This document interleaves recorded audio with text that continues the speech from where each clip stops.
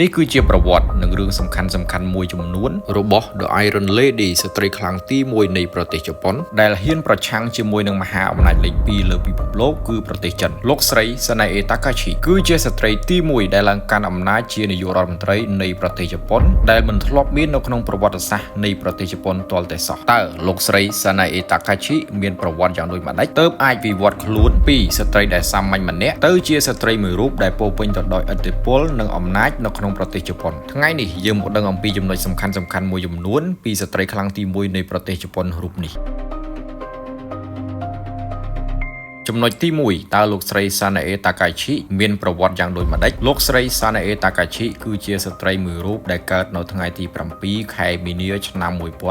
1961នៅទីក្រុង Yamato Koriyama ខេត្ត Nara នៃប្រទេសជប៉ុនដែលឪពុកនិងម្ដាយរបស់លោកស្រីគឺពុំមានពាក់ព័ន្ធជាមួយនឹងអ្នកនយោបាយនោះទេពោលគឺឪពុករបស់លោកស្រីគឺជាអ្នកធ្វើការនៅក្នុងឧស្សាហកម្មមួយកន្លែងឯម្ដាយវិញគឺជាប៉ូលីសថ្នាក់ខេត្ត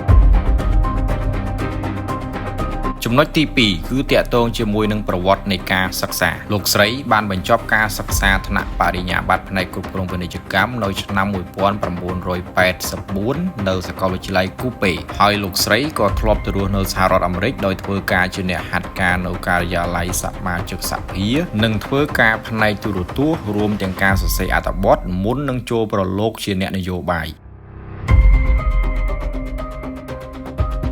ចូលមកកាន់ចំណុចសំខាន់ទី3គឺអាជីពជាអ្នកនយោបាយលោកស្រី Sanae Takahashi ត្រូវបានជ្រើសតាំងជាសមាជិកសភាជប៉ុនជាលើកដំបូងនៅឆ្នាំ1993ហើយក៏បានចូលរួមជាមួយនឹងគណៈបករបស់ជប៉ុន LDP នៅឆ្នាំ1995ផងដែរទាំងនេះគឺជាចំណុចចាប់ផ្ដើមនៃការវិវត្តខ្លួនពីស្ត្រីដ៏សាមញ្ញម្នាក់ក្លាយទៅជាស្ត្រីមួយដ៏មានឥទ្ធិពលជាងគេបំផុតនៅប្រទេសជប៉ុនជាលទ្ធផលចុងក្រោយគណៈបកដ៏ធំ LDP របស់លោកស្រីបានឈ្នះឆ្នោតនៅឆ្នាំ2025ថ្មីនេះឯងហើយលោកស្រី Sanae Takahashi ក៏បានចូលកាន់តំណែងជានាយករដ្ឋមន្ត្រីផ្លូវការនៃប្រទេសជប៉ុននៅថ្ងៃទី21ខែតុលាឆ្នាំ